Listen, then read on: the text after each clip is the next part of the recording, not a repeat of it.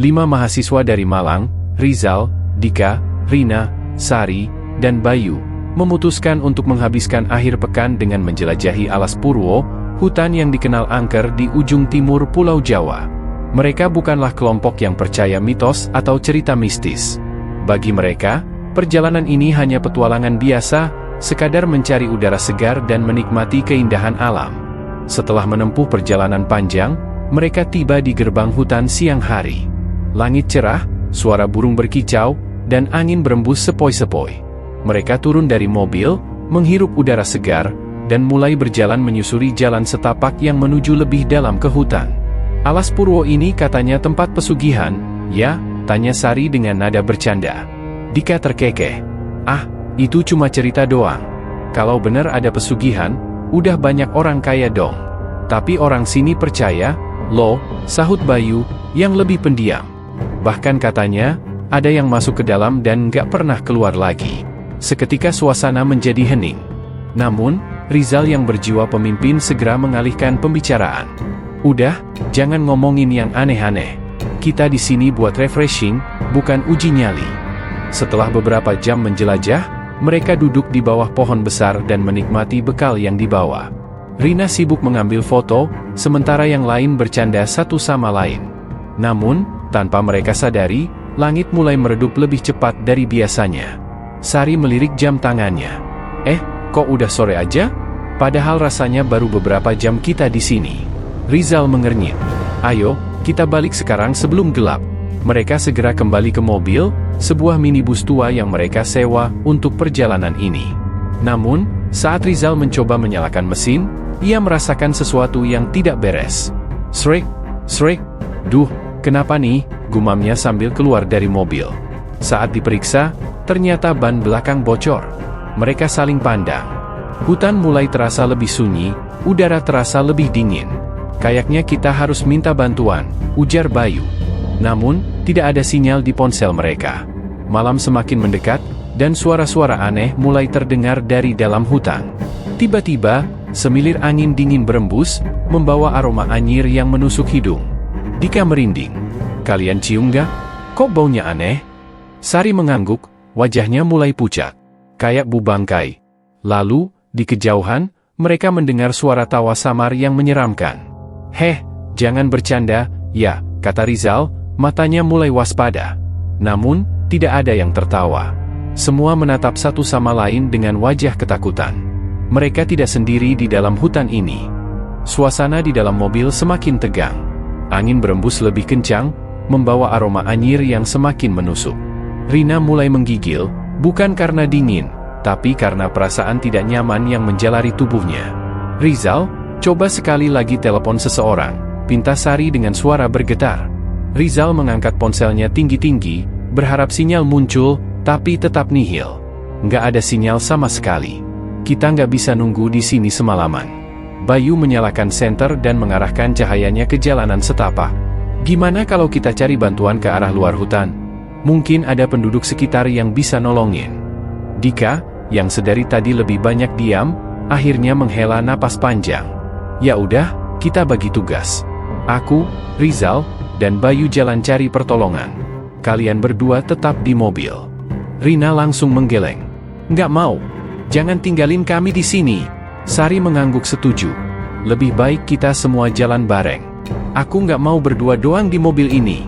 Akhirnya, mereka memutuskan untuk pergi bersama. Dengan bantuan senter dari ponsel dan sebuah lampu darurat kecil, mereka berjalan perlahan-lahan, berharap menemukan pertolongan. Namun, semakin jauh mereka melangkah, semakin pekat kegelapan di sekitar mereka. Sunyi, sepi, hanya ada suara dedaunan yang bergesekan dengan angin. Tiba-tiba, langkah mereka terhenti. Dika menunjuk sesuatu di depan. Lihat itu, bisiknya. Di ujung jalan setapak, samar-samar terlihat sesosok bayangan berdiri kaku di tengah jalan. Tingginya hampir 2 meter, tubuhnya besar, dan matanya merah menyala dalam kegelapan. Bayu tercekat. Itu apaan? Rizal menelan ludah, berusaha tetap rasional. Mungkin orang? Penduduk sini? Namun, sebelum mereka bisa memastikan, sosok itu tiba-tiba menghilang. Rina menjerit kecil, tubuhnya mulai gemetar hebat. Kita balik aja, please. Aku nggak mau di sini. Tanpa banyak bicara, mereka berbalik arah, mempercepat langkah kembali ke mobil. Jantung mereka berdegup kencang. Bayu yang berjalan di belakang tiba-tiba berhenti dan berbisik, "Dengar nggak? Kayak ada yang ngikutin kita." Semua menoleh. Di balik pepohonan, terdengar suara napas berat dan langkah kaki yang menyeret. Srek, srek, srek. Mereka mempercepat langkah, hampir berlari. Ketika mobil mereka mulai terlihat, tiba-tiba terdengar suara klakson keras dari kejauhan. Mereka menoleh dan melihat sebuah mobil tua mendekat dengan kecepatan lambat. Seorang lelaki tua dengan wajah keriput turun dari mobil dan menghampiri mereka. Pakaiannya lusuh, matanya cekung, tapi tatapannya tajam. "Kalian kenapa ada di sini malam-malam?" tanyanya dengan suara berat. Rizal segera menjawab, "Ban mobil kami bocor, Pak. Kami butuh bantuan." Pak tua itu menatap mereka satu persatu, lalu mengangguk pelan. "Kalian beruntung saya lewat. Saya punya ban cadangan, biar saya bantu pasang." Tanpa banyak bicara, lelaki tua itu memasangkan ban cadangan untuk mobil mereka. Namun, ada sesuatu yang terasa janggal. Mengapa ada orang tua berkendara sendirian di tengah hutan alas Purwo pada malam hari? Setelah ban terpasang, lelaki itu berkata, "Sudah, cepat pergi. Jangan menoleh ke belakang. Ikuti mobil saya sampai keluar dari hutan." Mereka mengangguk patuh, tanpa berani bertanya lebih jauh. Pak tua itu masuk ke mobilnya dan mulai berjalan perlahan. Mereka segera masuk ke dalam mobil, dengan Rizal di belakang kemudi. Mobil mereka mulai melaju mengikuti lelaki tua itu. Awalnya, semuanya terasa baik-baik saja. Jalanan tampak lurus, seakan-akan mereka sedang menuju keluar hutan. Namun, tiba-tiba, mobil Pak tua itu melaju sangat cepat. Dalam hitungan detik, mobil tua itu menghilang di kegelapan. Kok dia ngebut?" seru Dika panik. Rizal menginjak gas, tapi anehnya, mobil mereka malah terasa berat. Setiap kali mereka melaju, pepohonan di sekitar tampak sama, seakan-akan mereka hanya berputar-putar di tempat yang sama. Sari menahan tangis. "Kita nggak bisa keluar dari sini." Lalu, dari kaca spion, Rina melihat sesuatu di belakang mobil mereka. Sesosok wanita dengan rambut panjang menjuntai hingga tanah, berpakaian putih kusam, menatap mereka dengan mata kosong. Bibirnya perlahan merekah, mengeluarkan suara tawa pelan yang semakin lama semakin nyaring. Hihihihihihi. Tawa nyaring itu menggema di udara malam yang semakin pekat. Rina mematung, tubuhnya gemetar hebat saat melihat sosok wanita berambut panjang itu berdiri di belakang mobil mereka. Matanya kosong, wajahnya pucat, dan senyumnya merekah lebar, terlalu lebar untuk ukuran manusia. "Ada di belakang kita." Suara Rina nyaris tak terdengar. Dika yang duduk di sampingnya menoleh ke spion, dan detik itu juga darahnya membeku. "Jalan! Jangan lihat belakang!" teriaknya panik. Rizal langsung menginjak gas sekuat tenaga. Mesin merong, mobil melaju lebih kencang. Tapi anehnya, meskipun mereka melaju kencang, bayangan wanita itu tetap ada di belakang mereka, seolah-olah melayang mengikuti. Astagfirullah. Bayu berusaha membaca doa, tapi suaranya gemetar. Brak! Tiba-tiba, sesuatu menghantam atap mobil mereka. Mobil oleng sedikit, Rina menjerit ketakutan. "Apa itu?" Sari menangis, tubuhnya mengejang ketakutan. Bayu menyalakan senter dari ponselnya dan mengarahkannya ke atas melalui jendela. Saat cahaya menyinari atap mobil, mereka bisa melihat sepasang tangan kurus pucat mencengkeram bagian atas mobil. "Lari! Ya Allah, tolong!" Rina menutup matanya rapat-rapat. Rizal berusaha mengendalikan mobil sebaik mungkin, meskipun rasa panik hampir membuatnya kehilangan kendali. Dia menekan klakson berkali-kali, berharap bisa mengusir makhluk itu. Tiba-tiba, mobil mereka seperti menabrak sesuatu. Brak! Semua terhuyung ke depan. Ketika mereka menoleh, di depan mobil berdiri sesosok besar dengan tubuh hitam legam dan mata merah menyala. Genderuwo. Makhluk itu berdiri di tengah jalan, tubuhnya menjulang besar, tangannya panjang dengan kuku-kuku tajam melengkung. Taringnya mencuat keluar, dan dada berbulu tebalnya naik turun dengan suara napas berat. "Jangan berhenti! Tabrak aja!" Dika berteriak. Tapi, brak! Sebelum Rizal sempat memutuskan, mobil mereka terpental ke belakang seolah-olah dihantam sesuatu yang tak terlihat. Mereka semua menjerit saat mobil terhempas ke pinggir jalan, menabrak pohon besar. Semua terdiam. Mereka masih hidup. Mesin mobil mati. Lampu depan berkedip-kedip, menyorot jalanan yang kini kosong. Genderuwo tadi menghilang. Sunyi. Detik itu juga, mereka sadar bahwa mereka sudah tersesat lebih dalam di alas purwo. "Tuhan kita ada di mana?" bisik Sari dengan suara parau. Tiba-tiba, suara langkah kaki terdengar di luar mobil. Berat dan menyeret. Srek, srek, srek.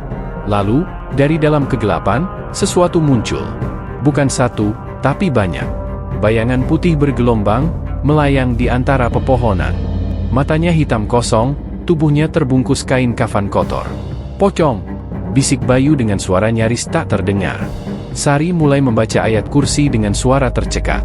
Dika dan Rizal menekan saklar starter mobil berkali-kali. Tapi mesin tetap tak mau menyala. Pocong-pocong itu semakin mendekat, melompat-lompat ke arah mereka.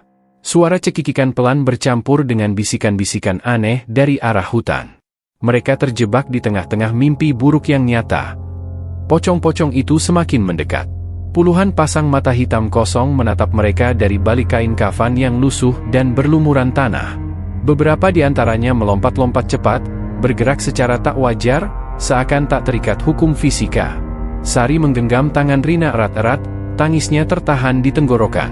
Rizal terus memutar kunci mobil, tapi mesinnya masih tak mau menyala. Klik, klik, klik. Dika, yang sudah nyaris kehilangan akal, meraih senter dan mengarahkannya keluar jendela. Tapi begitu cahaya menyentuh salah satu pocong, makhluk itu langsung menoleh dengan gerakan patah, kepalanya miring hampir 180 derajat. Ya Allah! Dika langsung menarik tangannya kembali, jantungnya serasa berhenti. Braak! Tiba-tiba, sesuatu menghantam kap mobil. Bayu yang duduk di kursi belakang menjerit ketika melihat salah satu pocong tiba-tiba melompat ke atas kap. Matanya hitam, mulutnya robek lebar hingga ke pipi, memperlihatkan deretan gigi hitam membusuk. Hihihihihihihi. Suara tawa itu tak seperti suara manusia, nyaring, melengking, dan bergema di telinga mereka. "Nyalain mesinnya, bodoh!" Dika berteriak panik. Rizal terus berusaha, tangannya gemetar di atas kunci kontak. Klik! Mesin tiba-tiba menyala. Tanpa pikir panjang, Rizal langsung menginjak gas sekuat tenaga. Brrrm! Mobil melaju dengan kecepatan tinggi, menghantam beberapa ranting dan semak-semak di depan. Pocong yang tadi berada di atas kap terpental ke belakang, mengeluarkan jeritan melengking sebelum menghilang dalam kegelapan. Namun, perjalanan mereka belum berakhir. Saat mereka melaju, jalanan yang tadi lurus tiba-tiba bercabang menjadi dua arah. Kiri atau kanan? Rizal berteriak. "Mana aja? Pokoknya jangan berhenti," sahut Dika. Rizal membanting setir ke kiri, tapi anehnya, jalan yang mereka lalui terasa sama. Seakan-akan mereka hanya berputar-putar di tempat yang sama. Sari menatap keluar jendela dengan wajah pucat. "Aku merasa kita nggak kemana-mana." Bayu melihat jam tangannya, dan seketika wajahnya semakin pucat. "Ini nggak mungkin." Suaranya tercekat. "Apa?" tanya Rina. Bayu mengangkat jam tangannya, menunjukkannya ke mereka. "Lihat ini. Dari tadi jam kita nggak jalan." Mereka semua melirik ponsel masing-masing, dan benar saja, jam mereka berhenti di pukul 00. Dika mulai mencium sesuatu yang lebih mengerikan dari sekadar penampakan hantu. "Ini berarti kita terjebak di waktu yang sama. Kita nggak benar-benar bergerak dari tempat ini." Mereka terdiam, tak bisa berkata apa-apa. Lalu, dari kejauhan, terdengar suara azan subuh berkumandang. Saat itulah, sesuatu yang lebih mengerikan terjadi. Di jalanan yang mereka lalui, sosok Pak Tua yang tadi membantu mereka berdiri di tengah jalan. Mereka hampir menabraknya. Pak Tua itu? Rizal menginjak rem mendadak. Mobil berhenti dengan keras, nyaris terguling. Pak Tua itu berdiri tegak, tatapannya kosong. Bibirnya bergerak, seakan ingin mengatakan sesuatu. Kemudian, dengan suara pelan, ia berkata, "Cepat pergi sebelum mereka datang lagi." Seketika, tubuhnya membusuk di depan mata mereka, berubah menjadi abu dan menghilang di tiup angin. Jalan di depan mereka kini terbuka lebar, dan matahari mulai muncul di ufuk timur. Rizal segera menekan gas. Mobil mereka melaju cepat melewati jalan itu, keluar dari hutan yang mencekam. Mereka akhirnya melihat jalan raya di depan mereka, mereka telah selamat. Atau setidaknya, itulah yang mereka pikirkan. Mobil melaju kencang, meninggalkan hutan alas purwo yang menyeramkan. Matahari mulai muncul, cahaya keemasan menyinari jalanan, memberi mereka harapan bahwa mimpi buruk ini akan segera berakhir. Namun, di dalam mobil, tidak ada yang berani bicara. Sari masih menangis terisak, sementara Rina terus menggenggam tangannya erat. Bayu duduk di kursi belakang, wajahnya masih pucat, tatapannya kosong menatap jalan di depan. Dika hanya bisa merapatkan jaketnya, tubuhnya masih gemetar. Rizal menatap jalanan dengan intens, kedua tangannya mencengkeram setir erat. Ia tak ingin melihat ke belakang lagi, tak ingin melihat apakah ada sesuatu yang mengikuti mereka. Tapi rasa lega itu tak berlangsung lama. Sari tiba-tiba menegang. "Teman-teman coba lihat jam kalian," bisiknya pelan. Dika buru-buru melirik ponselnya, lalu darahnya langsung membeku. Jam mereka masih menunjukkan pukul 00. "Ini gak mungkin," Rina berbisik dengan suara parau. "Kan tadi kita sudah keluar dari hutan." Bayu menelan ludah, lalu dengan tangan gemetar ia menunjuk keluar jendela. "Kalian sadar gak kalau dari tadi kita gak ketemu satu mobil pun di jalan?" Seketika suasana di dalam mobil menjadi lebih mencekam. Rizal menginjak gas lebih dalam, mobil melaju semakin kencang. Jalanan di depan masih terus lurus, tanpa ada tanda-tanda kehidupan lain. Lalu, sesuatu yang lebih mengerikan terjadi. Di kejauhan, mereka melihat sesosok pria tua berdiri di tengah jalan. Pak tua itu lagi. "Tidak, ini gak mungkin." Rizal mulai kehilangan kendali. Dika menjerit, "Banting setir!" Rizal membanting setir ke kiri, dan mobil mereka keluar dari jalan, masuk ke dalam semak-semak. Mereka semua berteriak saat mobil terguncang hebat, melewati tanah berbatu sebelum akhirnya berhenti secara mendadak. Braak! Semuanya terdiam. Nafas mereka terengah-engah, jantung berdetak kencang. Saat mereka melihat ke depan, darah mereka langsung menguap dari wajah. Mereka kembali ke dalam hutan alas Purwo. Tidak ada jalan raya. Tidak ada matahari. Hanya pepohonan tinggi dan kegelapan yang kembali menyelimuti mereka. "Ya Allah, kita gak pernah keluar dari sini," bisik Sari, air matanya mengalir deras. Suara angin berdesir, membawa bisikan-bisikan aneh yang terdengar di sekitar mereka. "Kalian tidak akan bisa pergi." Dari dalam kegelapan, sesuatu mulai muncul. Bukan hanya satu. Puluhan makhluk mengerikan kini berdiri di sekeliling mobil mereka. Genderuwo dengan mata merah menyala, pocong dengan tubuh membusuk, dan kuntilanak dengan senyum mengerikan. Mereka semua mengintai, siap menyergap. Rizal mencoba menyalakan mobil, tapi mesinnya mati total. Mereka benar-benar terjebak. Suara langkah kaki berat dan menyeret terdengar dari segala arah. Mereka dikepung. Rizal terus mencoba menyalakan mesin mobil, tapi tidak ada tanda-tanda kehidupan dari kendaraan itu. Tangannya berkeringat, napasnya memburu. Dari balik pepohonan, sosok-sosok mengerikan mulai mendekat. Genderuwo dengan tubuh hitam besar, mata merah menyala, dan taring panjang yang menjijikan. Pocong dengan kain kafan kotor, matanya kosong dan hitam, melompat-lompat dengan gerakan tak wajar. Kuntilanak dengan rambut panjang menutupi wajahnya, berdiri melayang dengan tawa melengking. "Hihihihihi, kalian milik kami sekarang." Sari menutup matanya sambil menangis, membaca ayat kursi dengan suara bergetar. Dika menggenggam tasbih di tangannya, keringat dingin mengalir di pelipisnya. "Rizal, nyalain mobilnya!" Dika berteriak panik. "Aku udah coba, gak mau nyala." Rizal balas berteriak, suaranya penuh keputusasaan. Sementara itu, makhluk-makhluk itu semakin dekat. "Hihihihi, kalian tidak akan pernah keluar." Brak! Tiba-tiba, sesuatu menghantam kaca belakang mobil mereka dengan keras. Kaca retak, dan di baliknya terlihat wajah kuntilanak dengan senyum mengerikan. Matanya hitam legam, darah mengalir dari bibirnya yang sobek hingga ke leher. "Jangan lari, di sini tempat kalian." Dika berteriak ketakutan, sementara Rina dan Sari menangis ketakutan. Tiba-tiba, tasbih di tangan Dika bergetar. Tasbih yang sudah lama ia bawa dari kakeknya, sebuah benda yang konon telah diberkahi doa-doa. Tanpa berpikir panjang, Dika menggenggam tasbih itu erat dan berdoa dengan suara lantang. "Ya Allah, lindungilah kami dari kejahatan makhluk-makhluk ini. Kami berlindung kepada MU." Gemuruh petir mengguncang hutan. Brak! Angin bertiup kencang, daun-daun berhamburan. Sosok-sosok hitam itu mengeluarkan jeritan melengking, menutup telinga mereka seakan kesakitan. Kuntilanak itu menjerit keras sebelum tubuhnya terbakar dalam cahaya putih yang menyilaukan. Genderuwo mengaum marah, sementara pocong-pocong itu terhuyung ke belakang, sebelum akhirnya menghilang dalam kegelapan. Mesin mobil tiba-tiba menyala. "Gas! Sekarang!" Bayu berteriak. Rizal tanpa pikir panjang menginjak gas sekuat tenaga. Mobil melaju cepat menembus jalanan hutan yang entah dari mana munculnya. Mereka tidak tahu berapa lama mereka berkendara, tapi perlahan-lahan matahari mulai terbit. Dan tiba-tiba, mereka keluar di jalan raya. Jalan raya yang sesungguhnya. Matahari pagi bersinar terang. Jalanan tampak normal, tidak ada lagi hutan yang mengerikan di belakang mereka. Mereka telah keluar dari alas Purwo.